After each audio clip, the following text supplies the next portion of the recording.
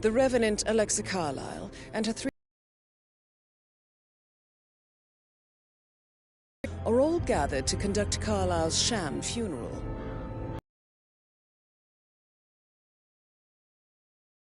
Arriving this morning, but his purpose at Thornbridge is yet unclear. Now,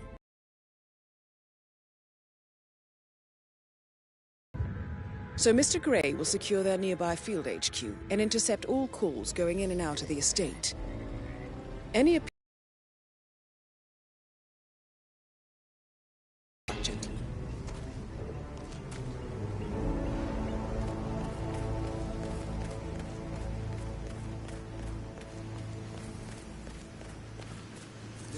private area, sir.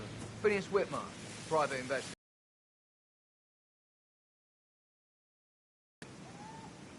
Mr. Whitmer is here to see Madame Carlyle. You should go right in.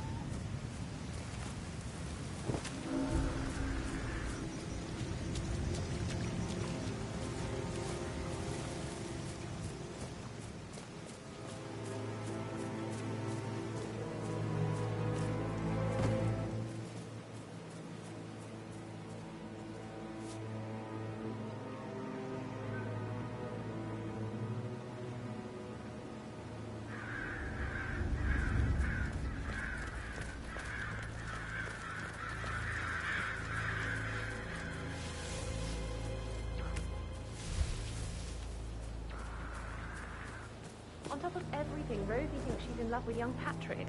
I mean, that's a breaking heart happening if I ever saw one. Life can be tough sometimes. Alexa back from the dead, a make-believe funeral, a murder mystery. Oh,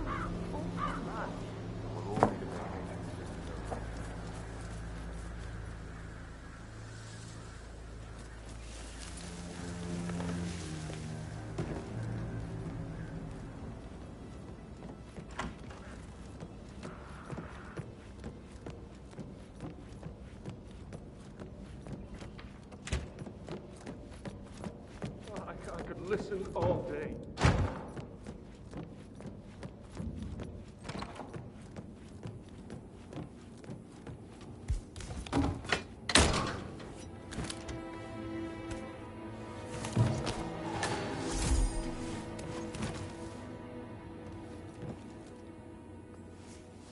but he was such a gentleman.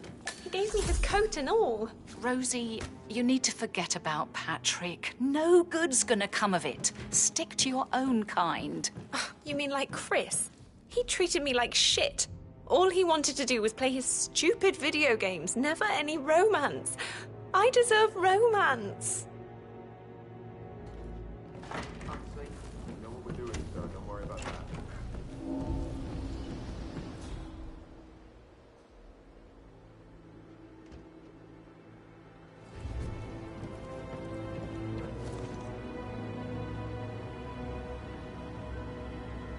That is Phineas Whitmer, the famous private investigator hired by Madame Carlyle this morning.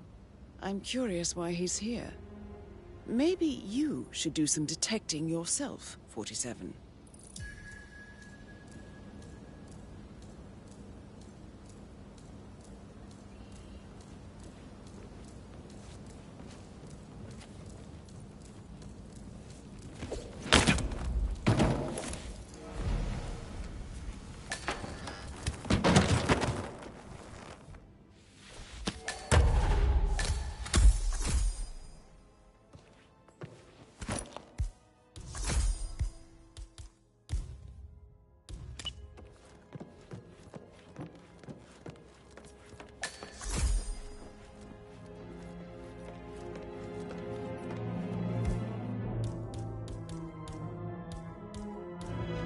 Mr. Whitmer, thank you for coming on such short notice.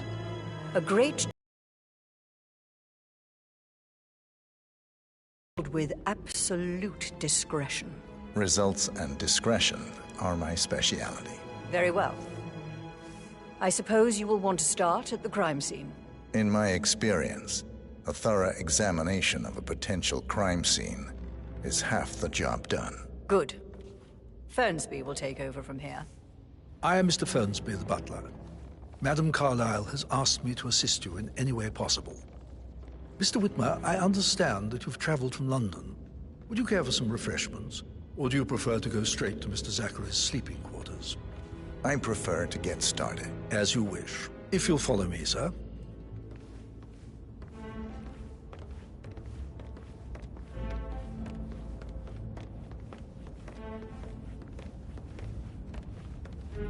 I feel obliged to point out that current affairs surrounding Madame Carlyle are of a delicate nature.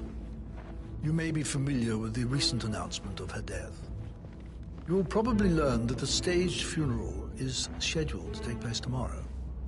Madame's children were not informed until this morning that their mother was in fact not dead at all. So please bear with them if they seem affected by the rather unusual situation. I trust I do not need to remind you that there will be consequences if word gets out that Madame Carlyle is still alive. I'll consider her dead when I leave. Before you inspect the crime scene, I will tell you this. The case concerns the death of Mr. Zachary, Madame Carlyle's younger brother. He was found dead in his bed this morning. The door was locked from the inside, and a suicide letter was found in his room. However, Madame Carlyle suspects foul play and will not accept that he took his own life. I've prepared some information for you, so please do come and see me when you've finished your investigation of the crime scene. This is Mr. Zachary's room, to my right. A locked room murder mystery, 47. I trust you'll get to the bottom of this.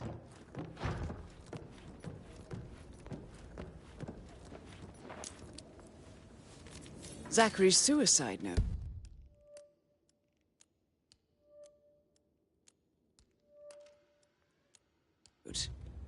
Also, a sample of handwriting. It could be relevant to compare to other samples to establish its authenticity.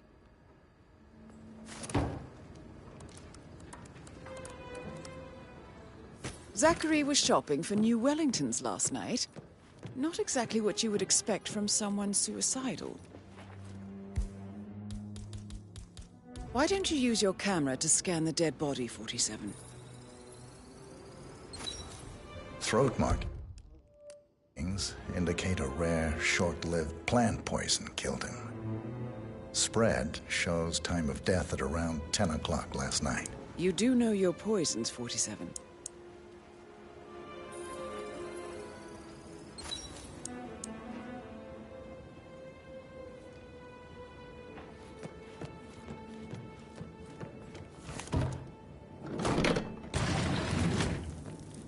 A hidden door.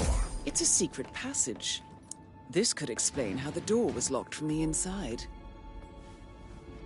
A photocopy of the floor plans. Somebody's been researching the secret ins and outs of Thornbridge Manor. I believe you've done a thorough search of the crime scene, 47. Maybe it's time to see the butler. I'm curious about the information he's prepared for you.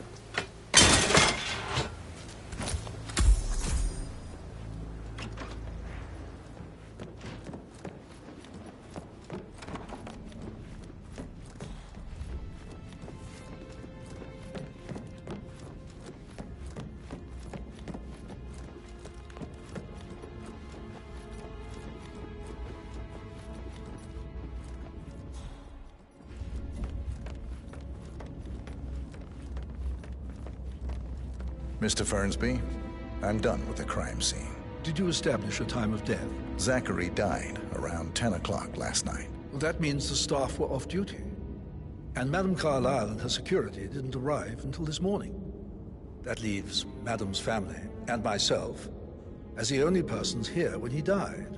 And before you ask, no, I do not have an alibi. I was alone in my office at the time of death. Here's the material that I've prepared for you. It's a list of the possible suspects and their quarters. Hopefully that will help you keep track of your findings. Please.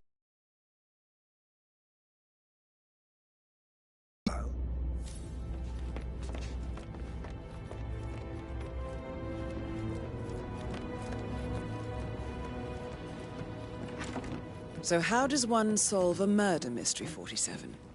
Motive, means, and opportunity, I believe. May I suggest you ask the suspects for alibis? Or perhaps you prefer searching the manor for clues first? That is the door to Mr. Fernsby's office.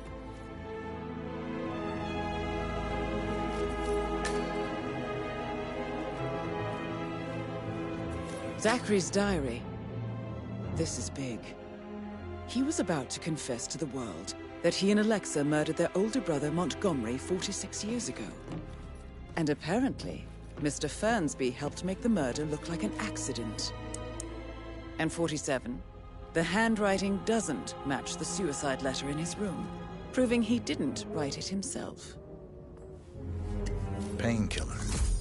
Lethal if you use enough of them. But not the poison used to kill Zachary. Of course, Madame Carlyle doesn't know that. Are you considering to frame the butler, 47? There's still a lot to see to, but we're in Mr. good Fernsby time. clearly didn't commit the murder, but I think you have enough evidence to convince Madame Carlyle he did. Should I ask her to marry Maybe me? you Rosie, should tell him tell you me are what ready you to did present last your night. findings. I'm in trouble, aren't I? I spent the evening with Patrick. We met after dinner and I went home at 1 in the morning. He said he needed someone real to talk to. When he looks at you, it makes you feel like the center of the universe. Like a real princess. But now he just ignores her. Well, he's under a lot of pressure. He's an idiot. That's what he is. Did you notice anything out of the ordinary? Any strangers outside the house? No, we saw no one outside. Except Patrick's mother, Emma. We were sitting on the bench behind the greenhouse talking when she came out and we had to hide. You won't tell her about me and Patrick, will you? She'd insist Madame Carlyle fire me. I'm sure of it. Too right she will. She's always going on about how things will change once she's in charge of Thornbridge Manor.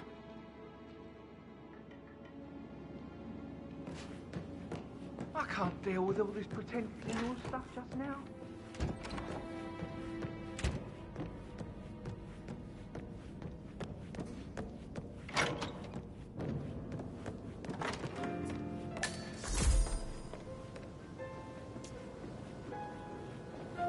Hello.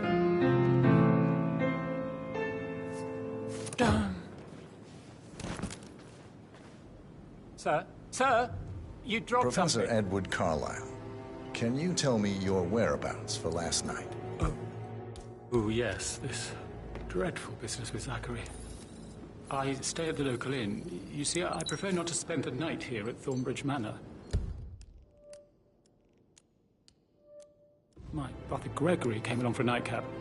He'll never admit it, but I think he understands that I find this whole thing upsetting and wanted to provide some comfort. I believe we went to the Stag's Head around 8:30. If that's all? Can you tell me about Zachary's behavior last night? I certainly didn't expect him to commit suicide. Sure, he was upset by Mother's supposed death. We were. But he seemed more engaged than usual. You should ask Rebecca. They had a long talk. Did you know that he hadn't left Thornbridge Manor in nearly 50 years?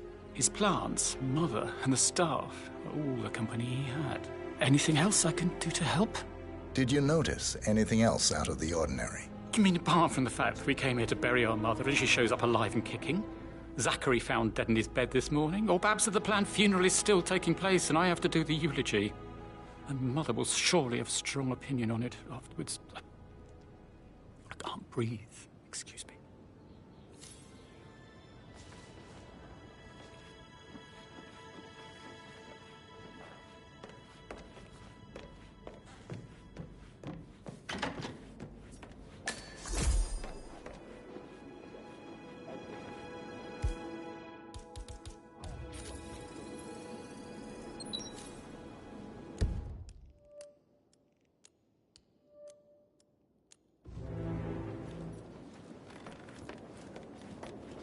Emma Carlyle, can you tell me where you were yesterday evening? Surely I'm not a suspect. I need to account for everyone.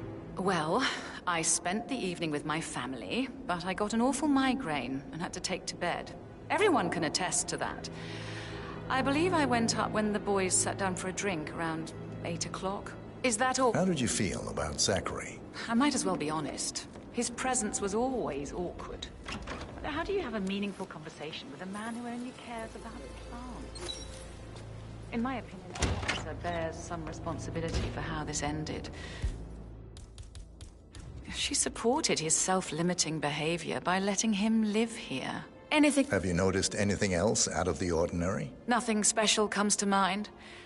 Except, perhaps, I did get a feeling that Zachary was depressed, not just sad. I suppose he realized that he had no one with Alexa gone. Even Alexa must feel the pangs of guilt over that one, letting him believe she was dead. Then again, guilt isn't her strong suit.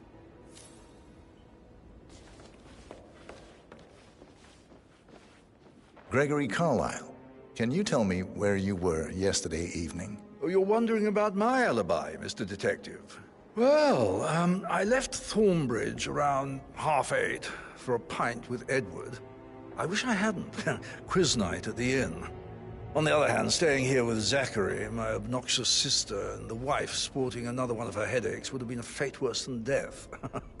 The short of it, Zachary was very much alive when we left.